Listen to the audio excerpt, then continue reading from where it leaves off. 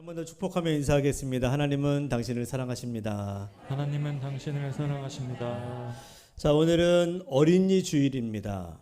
하나님께서 우리 가정과 또 우리 교회와 또 이 나라에 맡기신 거룩한 다음 세대, 정말 거룩하고 복된 참 우리의 다음을 책임질 우리 후손들일 텐데, 바로 그 자녀들을 축복하는 것에서 끝나는 게 아니라 다시금 그들을 통해 그들의 존재로 우리 자신을 비추어 보면서 우리의 신앙에 어떤 메시지를 주고 있는지를 깊이 한번 다시 되돌아보고 생각해 보는 날이 어린이 주일입니다. 우리가 흔히 어린 아이들 그러면 우리 자녀들을 생각하면 이렇게 가르쳐야 될 대상 혹은 보살펴 주어야 할 그런 존재라고만 생각하기 쉬워요. 하지만 오늘 본문에서 예수님은 오히려 그 반대로 어른들이 어린이들에게 배워야 한다라고 말씀하고 있습니다. 아이들을 보며 어른들이 배워야 된다라고 말씀하시는데요. 그래서 어떤 사람은 이 말씀을 가지고 이런 표현을 합니다. 어떤 이제 그 교육학자 중에 한 사람이 이런 말을 해요. 어린이는 어른들의 아버지다. 어린이는 어른들의 뭐예요? 아버지다. 반대로 이야기합니다. 무슨 말입니까? 때로 어른들도 아이들에게 배워야 될 것이 있다는 말이겠죠. 예수님은 단순히 아이들을 사랑하고 아이들을 예뻐해 주신 것만이 아닙니다. 그 어른들의, 죄송한 표현이지만 세상 살며 우리가 어른이 될수록 사실은 세상적인 여러 그 고통과 환난과 풍파를 겪다 보니 나도 모르게 때가 묻고 어그러들지고 깨어지고 이런 우리의 마음들이 있지 않습니까?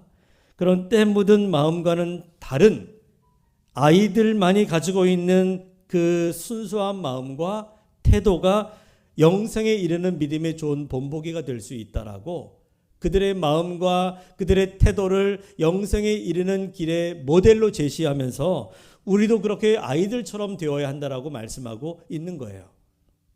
그러므로 오늘 우리는 단지 아이들은 귀하다, 아이들이 귀하다라고 하는 그런 교훈을 넘어서 오늘 말씀을 통해 과연 나는 하나님 나라에 들어갈 만한 사람인가? 오늘 말씀을 통해 나는 과연 구원받은 영생을 얻은 자인가? 라고 하는 것을 한번 정직하게 돌아볼 수 있어야 합니다.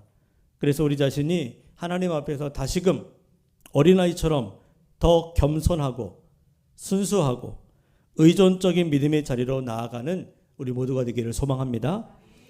또한 우리가 자녀들을 어떻게 부모로서 또 신앙의 선배로서 우리 아이들을 어떻게 주께로 인도할 수 있는지, 그들을 위하여 기도하고 말씀으로 세워가는 그런 부모, 그런 교회가 될 수 있기를 주님의 이름으로 축복합니다.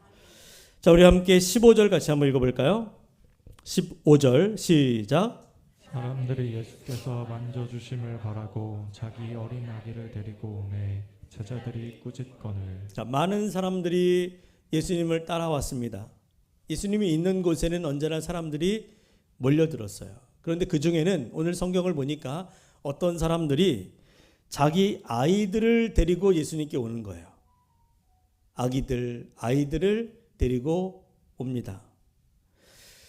자, 사람들이 많은데 게다가 어린 아이들까지 막 와서 이제 시끄럽게 하다 보니까 예수님 말씀을 전하시고 그래야 되는데 이게 집중이 안 되잖아요. 얼마나 어수선하고 혼란스럽겠습니까? 그 분위기가 어수선해지자 제자들이 아이들과 어른들을, 이 부모들을 꾸짖고 물러가게 하는 겁니다. 조용히 좀 하라고. 그리고는 꾸짖고 애들은 가라 그러면서 애들을 쫓아내는 거예요. 자, 여러분, 부모들이 예수님께 자기 아이들을 데리고 온 이유가 무엇입니까? 오늘 성경에서 뭐라고 얘기하죠? 단순해요. 뭡니까? 만져주심을 바라고, 만져주심을. 예수님이 자기 아이들을 좀 만져주기를 바라서 아이들을 데리고 왔다. 근데 여러분, 여기서 만져주신다라고 하는 것은 단순히 아이고 예뻐라 이렇게 머리 쓰다듬어 주는 정도가 아니라 이 만져줌은 신체적인 접촉 그 이상의 의미가 있죠. 뭐예요? 축복입니다. 축복의 의미가 담긴 행위죠. 부모들은 그런 거죠. 내 아이를 위해서 예수님이 축복해 주시면, 기도해 주시면, 안수해 주시면, 우리 예수님이 내 아이를 만져주시면 내 아이가 잘 되고 건강해지고 바르게 되고 아무튼 훌륭한 사람 될 거다. 이런 마음과 기대가 있었던 거죠. 그 단순한 믿음이 그 부모로 하여금 아이들을 예수님께로 데리고 오게 만든 겁니다. 여러분 생각해 보면 어쩌면 정말 예수님의 은혜가 필요하고 예수님의 위로와 예수님의 능력이 필요한 사람들은 이 부모들일 거예요. 그 당시에. 지금도 우리도 마찬가지지만 얼마나 삶에 지치고 힘듭니까? 어른으로서 해결해야 될 문제들이 얼마나 많아요. 어쩌면 예수님의 도움이 필요한 사람들, 그 예수님의 은혜가 시급한 사람들은 아이들보다 어른들일 거예요. 그러나 이 부모들은 자기보다 자녀들을 먼저 예수님 앞에 세웁니다. 여러분, 바로 이것이 이 세상의 모든 부모의 마음이겠죠. 자식들 잘 되기를 바라는 마음, 동서고금을 막론하고 모든 부모의 마음일 것입니다. 자, 그런데 여러분, 이 아이들의 부모들이 정말 잘한 일이 무엇입니까? 자기들의 아이가 잘 되기를 바라는 마음을 갖는 것도 귀하지만 더 귀한 것은 그 내 아이가 잘 되기를 바라는 그 마음의 소원을 가지고 이 소원이 주님께서 이루어 주실 것을 믿고 주님께서 이루어 주실 것이라고 생각하고 그렇게 예수님 앞에 아이를 데리고 나온 그들의 믿음의 행위가 귀한 겁니다. 오늘날 보십시오. 내 자식들 잘 되기를 바라는 마음 모든 부모들이 가지고 있는 공통된 마음인데 그 마음을, 그 소원을 어떻게 이루려고 합니까? 어떻게? 어떤 부모들은 세상적인 방법으로 이루려고 합니다. 세상의 조건들을 갖추게 하고 스펙들을 갖게 만들고 여러 기회들을 또 경험케 하면서 그렇게 우리 아이들을 키우려고 하죠. 그런데 오늘 성경의 이 부모들은 단순히 주님께, 다시 말하면 신앙적으로 이 아이들을 양육함을 통하여 그들의 미래를 주님께 맡기고 있는 것입니다. 여러분, 이 모습은 곧 믿음의 첫 걸음이 어디서 시작되는지를 보여주는 장면이에요. 바로 예수님 앞에 나오는 것이 구원의 출발입니다. 아이들 스스로가 주님 앞에 나올 수가 없었어요. 누군가의 손에 이끌렸고 그 손이 누구의 손이었습니까? 부모의 손이었습니다. 마찬가지로 여러분, 우리도 우리의 신앙의 첫걸음으로 한번 생각해 보십시오. 우리의 신앙의 첫걸음이 어떻게 이루어졌는지. 누군가의 기도 덕분에, 또 누군가의 전도 때문에, 누군가의 사랑과 혹은 누군가의 관심 때문에 우리는 주님 앞에 나오게 되었습니다. 그리고 예수님은 그런 사람들, 각기 다른 어떤 형편에서든지 어떤 모습으로 나오든지 결코 우리 주님은 주님 앞에 나오는 자들을 외면하지 않으셨어요. 다 받아주셨습니다. 누가복음 15장에 보면 우리가 너무나 잘 알고 있는 그 못된 아들 이야기가 나오죠. 누굽니까? 탕자예요, 탕자.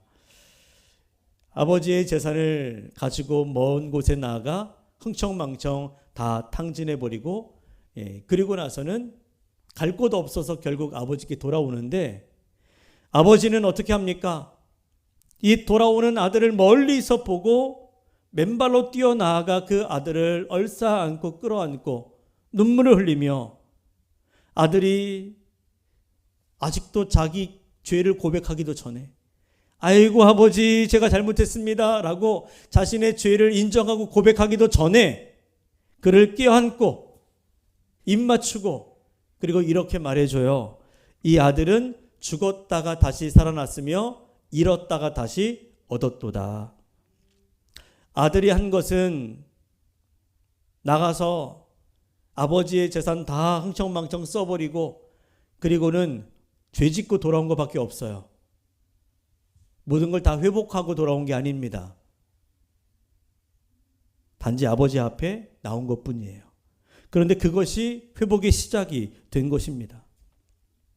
여러분, 구원이라고 하는 거, 구원은 어떻게 받을 수 있고 어떻게 이루어지는가 하면, 구원이라고 하는, 우리가 주님께 받기를 원하는 그 구원은 나중에 죽어 천국에 가서 주님과 함께 영원히 영생 복락 누리며 살아가는 것, 그것만이 구원이 아니라, 여러분, 구원은 하나님과의 관계의 회복입니다. 그게 구원인 거예요. 그 관계의 회복은 예수님 앞에 나아오는 것에서부터 시작되는 거죠. 여러분, 오늘도 주님은 여러분들을 기다리고 계십니다. 우리가 어떤 모습으로 오든지 상관없이 내가 주님 앞으로 나아가기만 하면 주님의 그 품은, 주님의 그 팔은 우리를 향해서 벌려져 있고 열려져 있고 언제나 우리를 받아주십니다. 어린아이가 부모 품에 안기듯이 우리가 예수님 품에 거할 때 그 품 안에서 참된 생명과 진정한 안식, 영원한 생명을 누리게 될 줄로 믿습니다. 자, 오늘 본문에서 예수님은 하나님 나라에 들어가는 것, 다시 말하면 영생을 얻는 것, 구원받는 길에 대해서 분명하게 선언을 하세요. 누가 영생을 얻을 수 있느냐? 이런 사람이 영생을 받는다. 이런 사람이 천국에 들어갈 수 있다.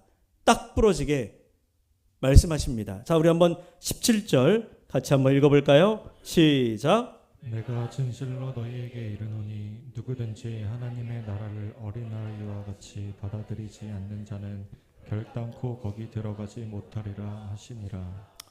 자, 여기서 핵심 단어는 받아들이지 않는 자라고 하는 것입니다. 받아들이지 않는 자, 받아들이지 않으면 이라고 하는 단어예요. 다시 말하면 받지 않는다라고 하는 것은 뭡니까?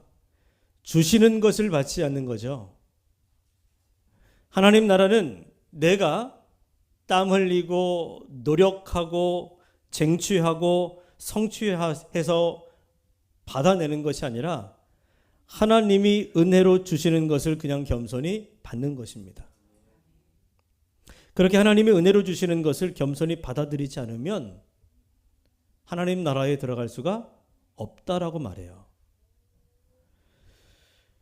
한번 따라해 봅시다. 영생은 받는 것이 아니라, 다시 한번. 영생은 이루는 것이 아니라 받는 것이다.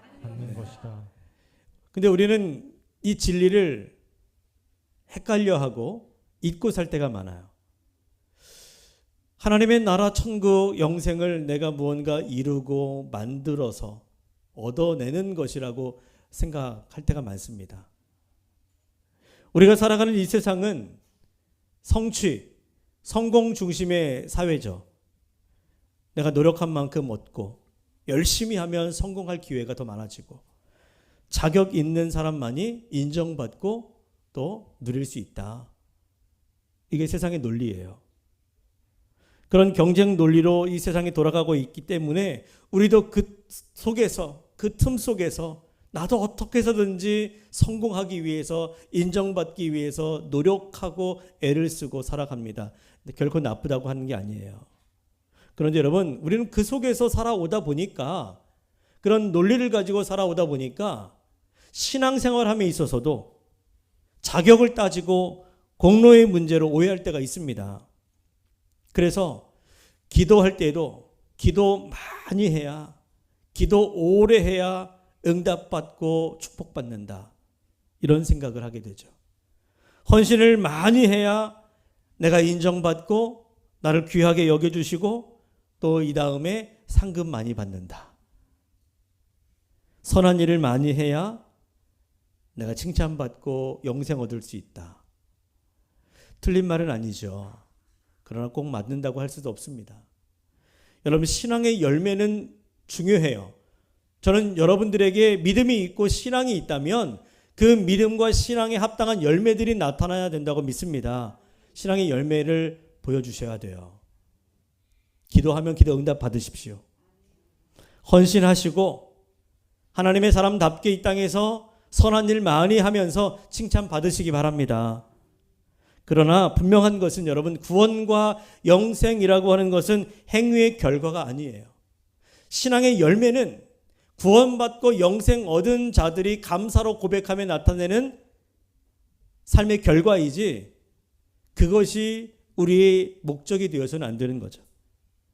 여러분, 하나님은 영생을, 구원을 무슨 헌금 많이 하고 사역 많이 하고 뭐 그렇게 열심히 뭔가를 인정받을 만큼 보여주어야 주는 그런 거래하고 뭐 상을 주시는 그런 분이 아니십니다. 하나님은 영생과 구원을 사랑으로 거저주세요. 아멘 하시기 바랍니다. 하나님은 영생과 구원을 거저주시는 분이십니다. 자, 에베소서 2장 8절 9절 우리 한번 읽어볼까요? 시작. 너희는 그 은혜에 의하여 믿음으로 말미암아 구원을 얻으니 이것은 너희에게서 난 것이 아니요 하나님의 선물이라. 행위에서 난 것이 아니니 이는 누구든지 자랑하지 못하게 함이라. 자랑하지 못하게 함이라. 어린아이에게는 자랑할 것이 없습니다. 어린아이는 예수님 앞에서 제가 뭘 잘했으니까 나 상 주세요, 축복해 주세요 라고 말하지 않아요. 오늘 성경에도 보면 예수님께서 책망하여 꾸짖고 물러가게 하는 그 어린아이를 불러 세우지요. 그리고는 그를 안아주잖아요. 어린아이는 단지 오라고 하면 가서 품에 안기고 있는 그대로 사랑을 받습니다. 그런데 이 단순함, 아이들이 가지고 있는 이 순진함이 바로 하나님 나라를 받아들이는 믿음의 태도라고 하는 거죠. 믿음의 태도. 하나님의 나라를 받는 자는 어린아이처럼 자기를 낮추고 아무것도 자랑하지 않고 있는 그대로 주님의 손을 붙잡는 자입니다. 다른 조건이 없어요.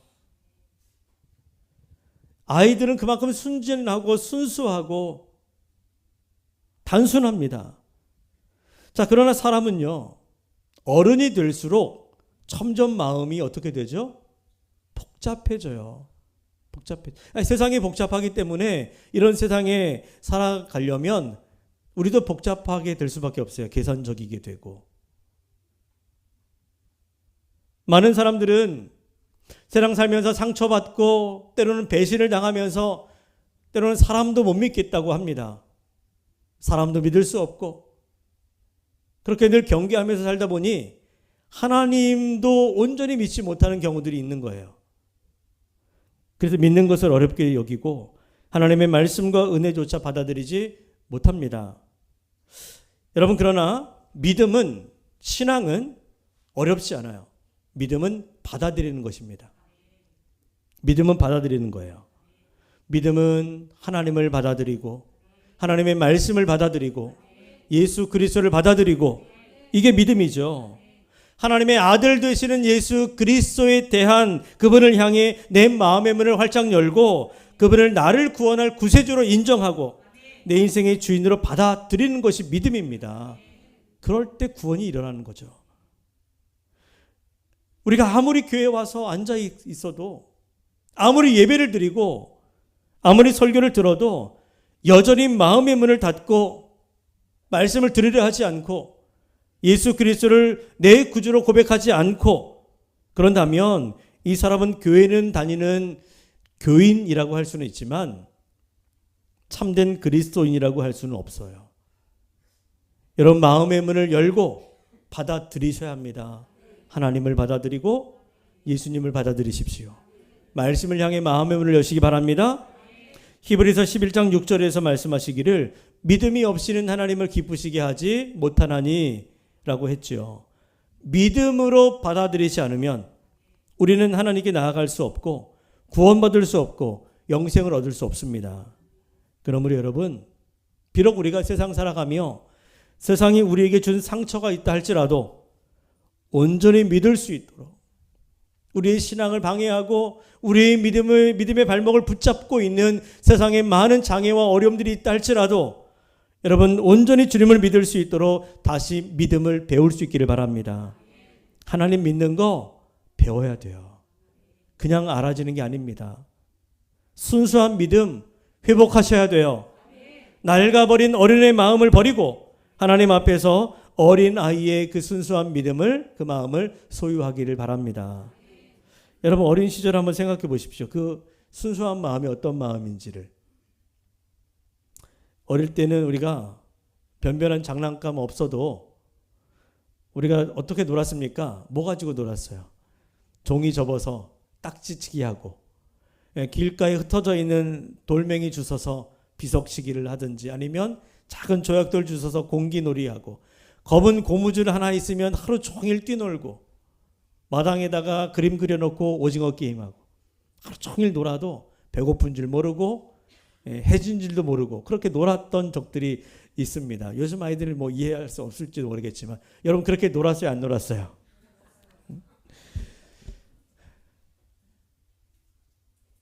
그때 눈으로 우리 주변을 보면, 그 어릴 때 놀았던 그때 눈으로 세상을 바라보면 아이들에게 장난감이 아닌 게 없잖아요. 놀이터가 아닌 곳이 없습니다.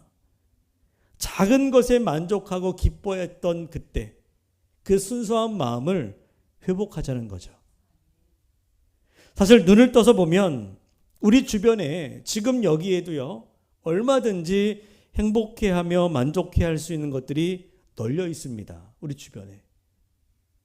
내가 숨 쉴 수 있는 행복, 사랑하는 사람들과 어울릴 수 있는 행복, 하나님을 찬양하고 예배할 수 있는 행복, 이런 행복에 대한 순진함의 눈이 열린다면 우리는 여기서도, 이곳에서도 하나님 나라 천국을 누리며 살아갈 수 있습니다. 여러분들에게 어린 아이의 마음이 온전하게 회복되어지게 되기를 축원합니다. 자, 우리 다시 한번 17절 읽어봅니다. 시작. 내가 진실로 너희에게 이르노니 누구든지 하나님의 나라를 어린아이와 같이 받아들이지 않는 자는 결단코 거기 들어가지 못하리라 하시니라. 저는 이 말씀을 묵상하는 가운데 이런 질문을 한 가지 생각해 보게 됩니다. 어린 아이 같이 받아들이지 않으면 들어갈 수 없다. 그럼 어린 아이들은 들어간다는 겁니까? 어린 아이들은 모두 하나님 나라에 들어갈 수 있는 것인가? 어떻습니까? 여러분, 4살짜리 아이를 생각해 보면 그 아이가 과연 예수님을 구세주로 고백하는 교회를 뭐 엄마 손에 이끌려서 품에 안겨서 올 수는 있죠. 근데 그 아이가 정말 말씀 앞에 아멘으로 반응하고 예수님 나의 구주이십니다, 주님 나를 구원하셨습니다 고백할 수 있을까요? 죽음이 무엇인지도 모르고 하나님 나라에 대한 생각도 없는 아이들이 구원에 대해서, 영생에 대해서 믿음을 어떻게 고백할 수 있을까? 사실은 아직 그 아이들은 믿음이 무엇인지 모를 겁니다. 그러면 믿음의 고백을 온전히 할 수 없다면 그 아이들은 구원을 받을 수 있을까요? 구원을 받지 못할까요? 정답은, 그 아이들이 구원을 받을 수 있느냐 없느냐? 정답은 모르겠다입니다. 몰라요. 사실 이게 가장 신중한 대답이 아니겠습니까? 왜냐하면 정직하게 말씀을 드린다면 성경에 어린 아이들은 그래도 구원받을 수 있어 라고 이렇게 기록되어 있는 곳이 없어요. 아이들의 구원에 대한 문제를 명확하게 결론을 내리지 않기 때문에 제가 목사지만 섣불리 구원받을 수 있다 없다를 단정 지을 수는 없다는 거죠. 하지만 여러분, 그렇다고 해서 우리가 어린 아이들의 구원의 문제를 에라 모르겠다 그러면서 나도 몰라 방치해 둘 수는 없는 겁니다. 왜냐하면 아이들의 영혼도 소중하기 때문에 그들도 구원받아야 되지 않습니까? 그러므로 중요한 것은 부모와 교회가 자녀의 구원을 위하여 어떻게 해야 되는가? 내가 우리 자녀들을 위해서 어떻게 그들의 구원을 이룰 수 있도록 도와줄 수 있는가? 여러분, 단순히 부모가 신앙이 있기 때문에 자녀들은 자동적으로 구원받을 수 있다가 아닙니다. 우리 부모가 아이들의 영혼에 대한 책임감을 가지고 아이들을 믿음으로 양육해야 돼요.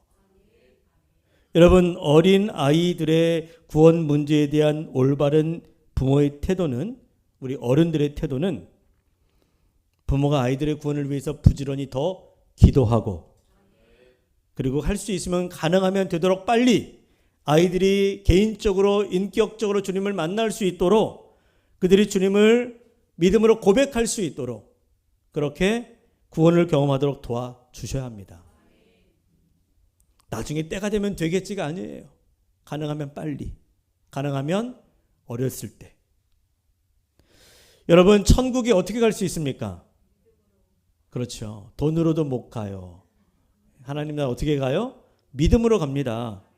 한 사람의 죄인이 영생을 얻어 구원받는 길은 두 가지가 이루어져야 합니다. 첫 번째는 죄에 대한 회개, 두 번째는 믿음의 고백. 이 두 가지가 있어야 구원받는 거예요. 그래서 죄인 된 사람은 반드시 지은 죄를 회개하고 예수님을 믿지 않으면 절대로 하나님 나라에 갈 수가 없습니다. 영생 얻을 수가 없어요.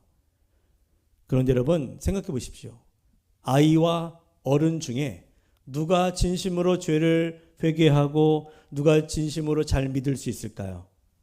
우리가 솔직히 한번 아이와 어른 중에 누가 더 잘할 수 있을 것 같습니까? 아이가 더 잘해요. 더 순수하기 때문에 계산하지 않고. 우리 예수님 바로 그걸 말씀하고 있는 거예요. 어린 아이와 같은 자, 그것은 바로 어린 아이와 같이 진실되게 회개하고 참으로 믿을 때, 그럴 때 우리는 하나님 나라에 이를 수 있다. 따스한 봄날에 지금처럼 이제 햇살이 밝게 비치는 따스한 5월에 세 가족이 아빠, 엄마, 딸 셋이 길을 걷습니다. 한참 길을 걷는데 한 마리의 나비가 날아서 앞을 팔랑팔랑 날아가고 있는 거예요. 딸 아이가 나비를 보면서 아, 나비다 하면서 예뻐서 너무 좋아서 막 그렇게 나비를 쫓아가려고 하니까 아빠가 이렇게 이야기를 해요. 얘야, 저 나비가 지금 어디로 가고 있는지 아느냐? 물었어요. 그랬더니 모르겠다고 처음에는 대답을 했어요. 그랬더니 아빠가 이렇게 대답합니다. 저 나비는 지금 꿀을 따라가는 거야. 배가 고파서. 자, 나름 낭만적인 대답이죠. 자, 그런데 그 말을 듣고 아이가 이렇게 대답합니다. 아니야, 아빠. 저 나비는 지금 엄마 찾아가는 거야. 이렇게 대답을 했대요. 각자가 생각하고 있는 각자의 마음속에 지금 담겨져 있는 생각들, 그들의 삶의 무게가 그런 단순한 말들을 하게 만드는 것 같아요. 어른들의 마음에는 늘 먹고 사는 문제가 있기 때문에 한 마리 나비를 봐도 먹는 문제가 생각나는 거예요. 그러나 아이의 마음에는 항상 엄마 생각, 아빠 생각이 가득하다 보니까 한 마리 나비를 보아도 엄마 생각이 나고. 여러분, 우리 어린 시절이 그랬죠. 어린 아이일수록 부모를 향한 절대적인 신뢰, 사랑, 의존의 마음이 큽니다. 엄마만 있어도, 아빠만 있어도 되는 거죠. 학교 갔다 왔는데 엄마가 없어 그러면 이 세상이 다 없는 것 같은 허전함이 있고. 여러분, 이것이 바로 하나님이 우리에게 원하는 믿음의 태도입니다. 어린아이와 같은 마음, 부모만 있으면 된다라고 하는 그 마음. 근데 여러분, 아이가 커가면서 그 반대가 되죠. 처음에는 엄마만 있으면, 아빠만 있으면, 부모만 있으면 다 됐는데 아이들이 점점 자랄수록 그게 아니에요. 부모로부터 독립하기를 원합니다. 이젠 좀 나 좀 그만 내버려 두라고 막 간섭하지 말라고. 그러면 이제 큰 거예요, 애들이. 어떻게 하면 부모님의 그늘에서 좀 벗어날 수 있을까? 이제 아이들은 그런 생각들을 하게 되죠. 물론 여러분, 부모로부터 떨어지는 것, 부모로부터의 독립은 성장 과정에서 필요하죠. 있어야 합니다. 그러나 우리 인간의 삶에서는 그게 필요한 것일지는 몰라도 영적인 삶에서 하나님과의 영적 관계에 있어서 여러분 가장 두렵고 가장 무서운 것이 무엇인가 하면 하나님으로부터의 독립하려는 마음이에요.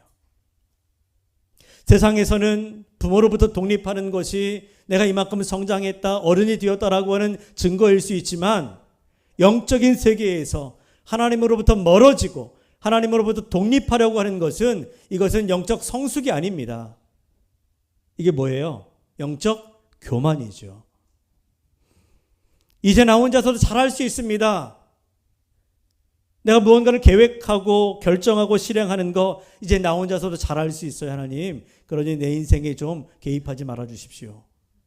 나 좀 내버려 두세요 하며 하나님으로부터 멀어지려고 하는 태도가 영적 교만이에요. 하나님 나라에서 멀어지는 길입니다. 하나님을 향한 신뢰, 믿음, 의지함이 없이는 결코 그 신앙의 깊은 세계로 들어갈 수가 없어요. 그래서 하나님 앞에서 어린아이 같은 마음을 갖는다는 것이 너무나 중요해요.